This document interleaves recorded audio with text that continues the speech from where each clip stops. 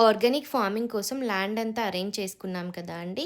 So, arrange చేసుకున్నాక మనం farming start చేయాలంటే కొన్ని పనులైతే చేసుకోవాలండి. ముందు మనం రెడ్ సాయిల్ అంతా వేసుకున్నాం కదా అండి ల్యాండ్‌లో వర్కర్స్ హెల్ప్‌తో. ఆ తర్వాత మనం చేయాల్సిన కొన్ని పనులుంటాయండి.